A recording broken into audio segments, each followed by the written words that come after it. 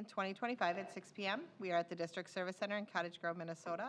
We would like to acknowledge that the land in which we gather is the land of the Mdewakanton Dakota people. Mdewakanton means dwellers of the Spirit Lake. First item on the agenda is our roll call. Dana? Louise Hines. Here. Ryan Clark. Here. Sharon Van Leer. Here. Eric Tessmer. Here. Melinda Doles. Cindy Petnaik is absent. Katie Schwartz. Here. 2.0 Pledge of Allegiance, please stand. Pledge allegiance. To the flag of the United States of America and to the republic for which it stands, one nation, under God, indivisible, with liberty and justice for all. 3.0 is approval of the agenda. Can I get a motion to approve an amended agenda adding 7.6, the 2025-26 school calendar? So moved. Second. Moved by Sharon, second by Louise. Any comments? All those in favor? Aye. Any opposed? Motion passes. 4.0 would be comments to the board. We do not have any this evening. We do? I don't have it.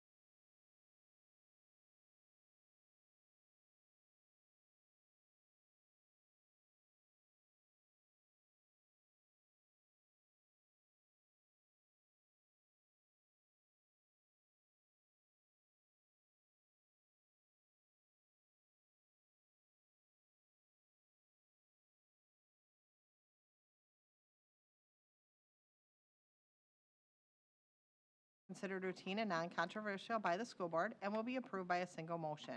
There will be no separate discussion of these items. Prior to this meeting, board members have had the opportunity to review each of these items and may request that any item be moved to an action item for individual consideration. That did not happen this evening, so can I get a motion to approve? So moved. Second. Motion by Sharon, seconded by Eric. All those in favor? Aye. Any opposed? Motion passes. 6.0, information items. We do have one this evening, and that is 6.1, and that is a financial update, and that will be presented by Chris Blackburn, Director of Business Services.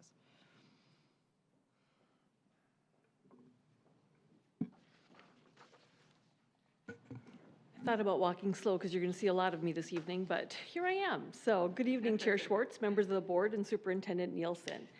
Each month, the board is presented with updates concerning the school district's financial condition, and tonight's presentation will center on the 2025 legislative session and federal funds we receive. I feel like I'm peeking. Just making sure if the slides were coming. To start with, I'll start with the state legislative session. So the regular session ended on May 19th, and there was no action taken on a number of bills, including the K-12 education funding and policy bill. Special session was convened on June 9th, at which time they did pass a significant amount of legislation, including a combined policy and funding bill for K-12 education. The highlights on tonight, then, is really the key funding outcomes that have impact to our district. So the first one that I'll discuss is the basic formula, and we receive a significant amount of our funding. As you know, that's the unrestricted per pupil aid that we receive. There's no change in the inflationary factor, though it was discussed significantly. Oh, Sean pointed out that I have the clicker. This seems dangerous. Perhaps. Haha, all right, now I'm rolling. But there was no change, so on this slide is the basic formula, is that first bullet, and again, there was no change in the inflationary factor. That was passed a number of years ago, as you recall, and the increase is set the increase basically on the per pupil at a minimum of 2% and a maximum of 3% each year. The reason the importance of not changing that does provide stability for us as we budget and project out for future years so that we're able to plan for those increases, as opposed to being that uncertainty in the funding years to know if it's 0%, is it 2%, is it 4%, or somewhere in between. A compensatory revenue was another funding source that was impacted, and that's restricted in uses by statute, and we receive about $6 million roughly, and that does fluctuate year to year. It is currently based on free and reduced lunches, and they had to change to the funding formula that would have impacted that, but they did delay that transition to the new compensatory formula until school year 26-27. Again, that's important, but it does provide us some relief a little bit in these next 2 years. It allows school districts as well to allocate up to 40% for district-wide initiatives for both school years 25-26 and 26-27. And the last thing it did is create a compensatory revenue task force, which is tasked with examining the program and reporting recommendations to the legislature no later than October 15th of 2026. Again, they're talking both formula, what is the best formula for those dollars, and also the uses that should be allowable under that. And so again, as we look forward, we will have some impact on those. Unemployment insurance was also impacted. We would have, there was state aid, you recall, in the last funding biennium for between terms or summer unemployment, and that is for our hourly employees that otherwise are off in the summer, such as lunchroom paraprofessionals, bus drivers, for example. And so the funding that was originally allocated wasn't sufficient to get us as far as they thought, and so they did approve a $100 million in one-time funding to reimburse school districts for the summer unemployment insurance. And again, that's anticipated to fund eligible claims during summer of 2025, this current summer, as well as next summer, summer of 2026. Special education was another hot topic at the state this year, and they did reduce, kind of negatively impacted all districts. For us, it did, special education transportation aid was the biggest, and that will be reduced to 95% for school year 25-26. That we actually had budgeted for already in our approved budget for 25-26. The other thing they did, though, was they reduced that further to 90%. So as you look to school year 26-27, we'll see another reduction in that. For the 25-26, that reduction was expected, kind of estimated at just over $750,000 was the impact on our budget that we otherwise would have received in funds. It also established a Blue Ribbon Commission on Special Education, which is tasked with developing an action plan by October 1st of 2026 to reduce state appropriations by $250 million total over 27-28 and 28-29 biennium. So the real world impact for us is that we will receive a loss in special ed dollars. The reason, there's also a stopgap. So if the commission is unable to find sufficient reductions that would result in that savings, the default is that then they will reduce our special education cross-subsidy aid. You might recall that we were anticipated to receive in 27, school year 26-27, an increase to 50% for that cross-subsidy aid. Again, they were trying to reduce that amount that the general fund has to otherwise offset. And so we know that one way or another, we will have a fairly significant loss in special ed aid. When I do the I call it my rough math, it's about $3 million each year just with that, because it's about $125 million each biennium is their target. And so that's a significant loss for us anticipated as we look forward for that challenge.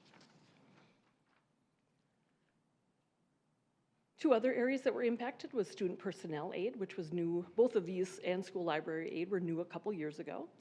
And they're both per pupil amounts. And so in both cases, they were reduced by about 1/3. And so for student personnel aid, it's going to go down, was projected to go to 48, and we'll only receive a little over $30 per pupil. And then that'll go up just a little bit the year following. But for our 25-26 school year, that was a reduction of just over $384,000. School library aid, again, is a per pupil, again, reduced by about 1/3. From 16 down to 1027 and then down to 911. And so for our 25-26 school year, that was a reduction of $120,000. Seeing a trend right now. Achievement integration revenue was another category. And what happened there is that the beginning in this current year, so fiscal year or school year 25-26, the amount that the Minnesota Department of Education retains, so they retain a certain amount for administrative costs on their end. That used to be 0.3%, so a fairly low dollar amount, about $10,000. Now they're going to increase that to 1.3%. So real world dollars, that resulted in a loss of just shy of $34,000 to that program. For school lunch aid, and again, this one doesn't take effect until school year 27-28, as you'll note, but it does cut in half the additional state funding for school lunch. So it went from 12.5 cents to 6.25 cents. And in talking to Wendy Peterson, our Director of Nutrition Services, that would, in today's, based on the meals served today, that would be about $125,000 loss to the school nutrition fund.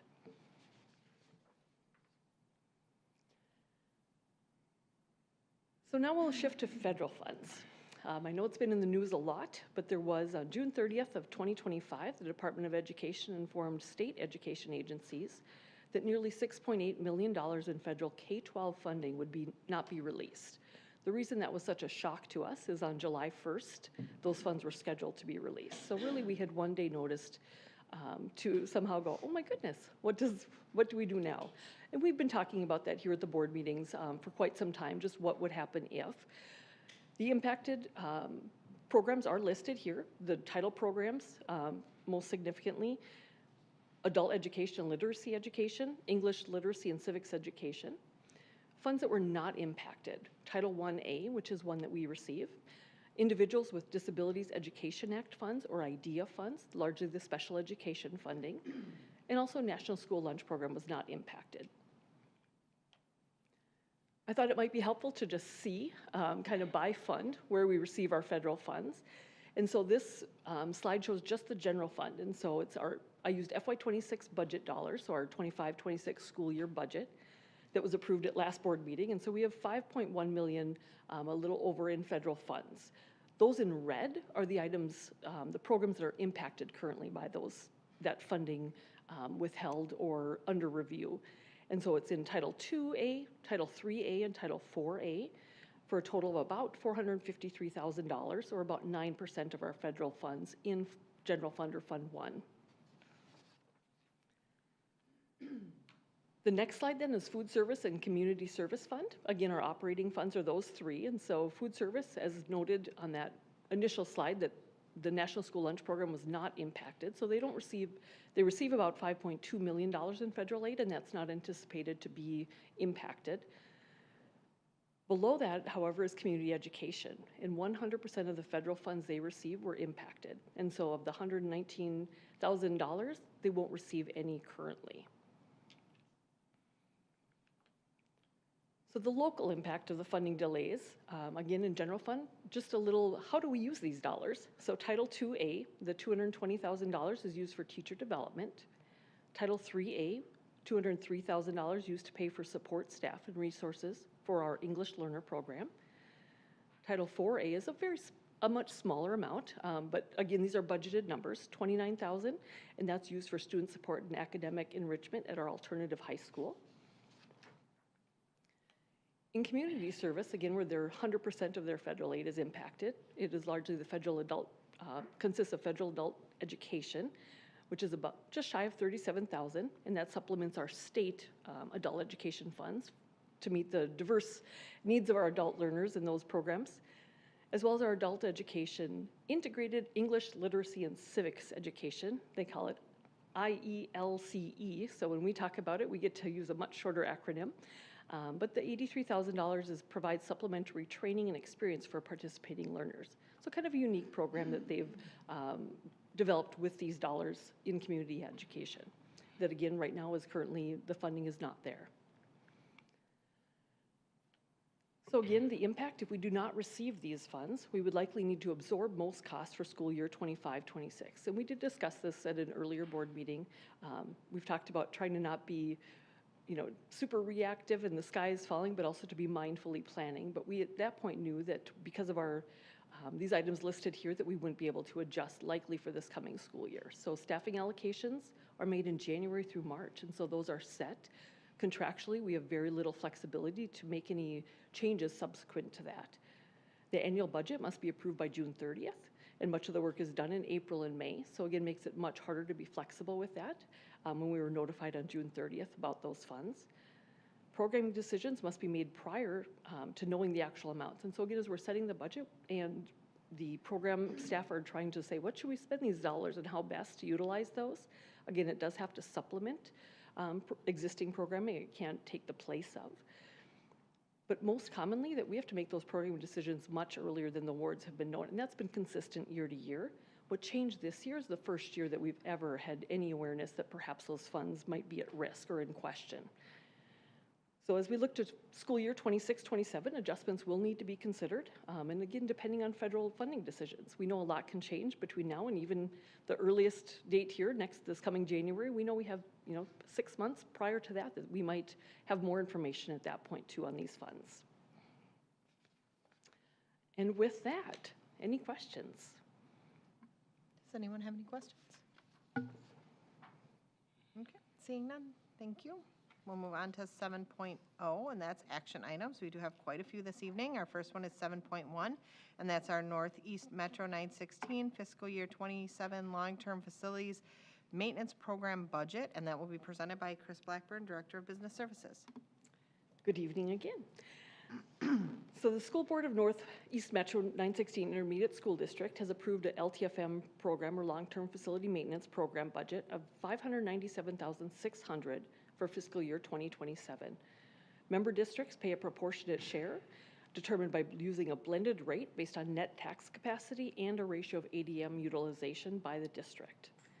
South Washington County Schools' proportionate share is $118,183.53, which will be levied with taxes payable 2026.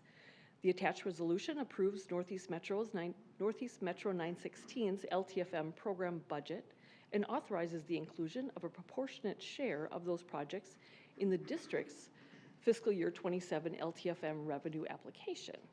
Administration recommends approval of the attached resolution. Does anyone have any questions? Okay, can I get a motion to approve? So moved. Second. Motion by Sharon, seconded by Eric. Any comments? Dana? Louise Hines, Yes. Ryan Clark, Yep. Sharon Van Leer, Yes. Eric Tessmer, Yes. Melinda Doles, Katie Schwartz. Yes. Motion passes. Now we'll move on to 7.2, and that's fiscal year 27 long-term facility maintenance 10-year plan, and that will be presented again by Chris Blackburn, Director of Business Services. I know, I kind of feel like I should walk away and come back. Thank you again. The Long-Term Facility Maintenance Program is established by state statute and administered by the Minnesota Department of Education. And so what's before you tonight is our plan for the next 10 years. Revenue is generated through a combination of state aid and levy. State statute authorizes issuing bonds and pay-as-you-go levy to finance LTFM plan projects. LTFM revenue may be used for health and safety, capital projects, and deferred capital expenditures and maintenance projects on district-owned facilities. It may not be used for remodeling or new construction. Allowable uses of LTFM revenue include roofs, parking lots, heating and ventilation systems, as well as repair and maintenance of classrooms, auditoriums, and other facilities. MDE requires the school board to annually approve a 10-year LTFM plan. South Washington County Schools LTF plan, apparently I've been talking too much, LTFM plan for the next 10 years, comprised of the expenditure application and the revenue projection, is attached. Administration recommends approval of the FY27 LTFM 10-year plan. Can I get a motion to approve? So moved. Motion by Louise, second by Melinda. Any comments or questions? Okay, hearing none. This is another roll call. Ryan Clark, Yes? Sharon Van Leer, Yes. Eric Tessmer, Yes. Melinda Doles. Louise Hines. Yes. Katie Schwartz. Yes. Motion passes. We'll move on to 7.3, and that is our sale of general obligation school building and facilities maintenance bonds, Series 2026A, presented by Chris Blackburn, Director of Business Services. And again, thank you. So on November 7th, 2023, voters approved 2 ballot questions authorizing South Washington County Schools to construct $200 million in school expansions and renovations. 2 separate bond issues were planned to minimize interest costs, and the first bonds were sold in January of 2024. The second bond sale for the remaining approved authority of approximately $101,225,000 will occur in early 2026. That sale will also include selling bonds of approximately $30,595,000 to fund various long-term facility maintenance projects in fiscal years 26 and 27 per the board-approved 10-year LTFM plan. Attached is a draft resolution relating to general obligation school building and facilities maintenance bonds, Series 2026A, approximate principal amount of $131,820,000, stating official intent to proceed with and authorizing the issuance and sale thereof, and providing for credit enhancement and establishing compliance and reimbursement bond regulations under the Internal Revenue Code. The board is asked to adopt the resolution for the sale of general obligation school building and facility maintenance bonds, Series 2026A. Can I get a motion to approve? So moved. Second. Motion by Louise, seconded by Ryan. Ryan. Any comments? Okay, Dana, roll call.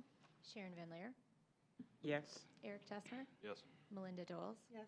Louise Hines. Yes. Ryan Clark, Yes. Katie Schwartz. Yes. Motion passes. On to 7.4, and that's general election of school board members and calling school district elections, and that will be presented by Chris Blackburn, Director of Business Services. I think this is my last one this evening, so, and I will say on the last, if you really want to have some fun, just drive around and look at all the construction going on, because there's a lot of fences and a lot of dirt and a lot of buildings in mid-construction. It's a pretty exciting time. So this particular is a resolution relating to the general election of school board members and calling the school district election. The attached resolution calls for the school district to hold a general election for the purpose of electing 4 school board members to serve 4-year terms. The general election will be held on Tuesday, November 4th, 2025, between the hours of 7 a.m. and 8 o'clock p.m. The ballot will include the names of those individuals who filed affidavits of candidacy during the legal filing period. Administration recommends approval of the attached resolution. Can I get a motion to approve? So moved. Second. Motion by Sharon, seconded by Louise. Any comments? Okay, roll call. Eric Tessmer, Yes. Melinda Doles. Yes. Louise Hines. Yes. Ryan Clark, Yes. Sharon Van Leer, Yes. Katie Schwartz. Yes. Motion passes. Thank you. Now I'll pass it off to my next K cohort. 7.5 is to dissolve Woodbury High School Hockey Co-op, and that will be presented by Christine Schaefer, Assistant Superintendent. Good evening, School Board Chair Schwartz, members of the School Board, Superintendent Nielsen. Tonight I'm here to request your approval for the dissolution of the girls hockey cooperative team currently hosted by Woodbury High School. As members of the Minnesota State High School League, we're required to follow all bylaws related to athletic cooperative agreements. A cooperative exists when one or more schools do not have enough players to field a team independently and join together to offer the opportunity through a host school. For the past several years, Woodbury High School has partnered with the following schools in a cooperative girls hockey program: New Life Academy, St. Croix Prep, Twin Cities Academy, Great River School, St. Croix Lutheran, and Math and Science Academy.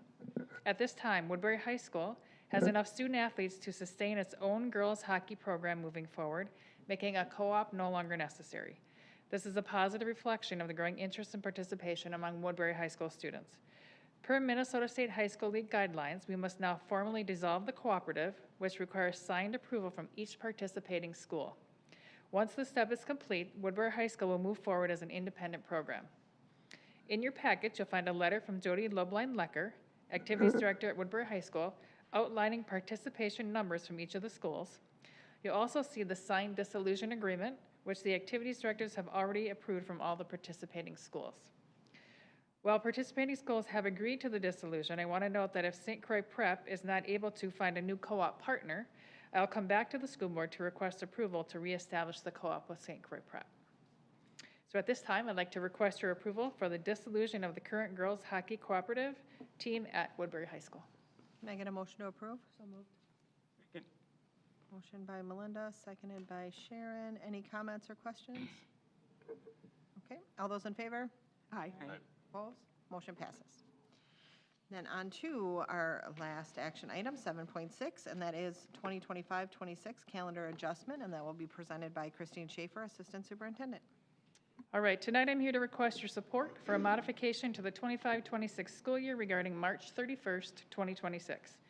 Currently, the state is designated as an MCA testing day for grades 10 in reading and 11 in math, also the seal of biliteracy testing for 11 and 12, and an asynchronous learning day for grades 9 and 12.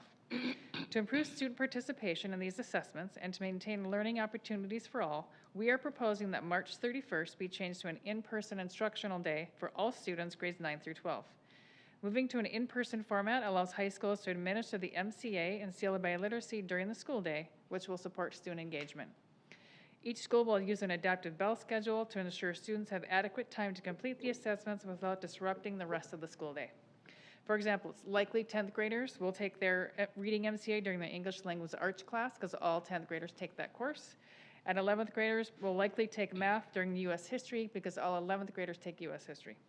This will encourage, these are all required courses, so this will be consistency amongst all students for testing. So at this time, we'd like to request your approval for the change in calendar for March 31st, 2026. Can I get a motion to approve? So moved. Second. Motion by Ryan, seconded by Eric. Any comments? I have one comment. What about online students? Do they go into what would be their homeschool if they're district? They, Principal Faldy has them come to a specific location, so he'll rent out a space and he'll bring them all together. So now that we'll have a new nice space at Central Park, they'll probably go there. Yep, Do we good question. get the kids there then? They get themselves there. Okay. If they can't get there, we will figure out how to get them there. Okay. Yes. Okay, any other comments or questions? Okay, all those in favor? Aye. Opposed? Motion passes. Thank you. On to 8.0, and that is our superintendent report. Thank you. I was sharing with a board member in phone calls today that while it's summertime and there may be a perception of slowness and schedules that aren't packed, in talking with the leaders in the back and even staff here in the space, for whatever reason this year, I don't know if it's the construction or maybe the programming, but it presents calendars that are filled up. And I know the board is aware of some of this information, but I wanted to share with the community as well. We have targeted services going on for students. We have 700 elementary students enrolled, 300 middle school students enrolled, and that programming is across Bailey Elementary School, Cottage Grove Elementary School, and Cottage Grove Middle School. In addition to that, we have 4 Kids Club sites with 900 students enrolled, and those 4 sites are Gray Cloud, Liberty, Red Rock, and Woodbury Elementary School. And for the schools that aren't being used for targeted services, Kids Club, or what we call our extended school year, They are packed full with programming. We have camps, clinics, theater. I think we have every single program going on possible this summer. Our schools are so full. Also, just as a reminder, 3 nights a week we have schoolie events, and I know that we have a number of community members that are attending those. And coming up, we have parades. One parent was very impressed that we were out doing the Strawberry Days parade when it was, I'm going to say it was 120, but it was probably closer to 100. But it was real hot, Sharon, and you should have been there. I know how much you like hot parades. But we have 3 parades where the school district will be represented, St. Paul Park, Newport, and Woodbury.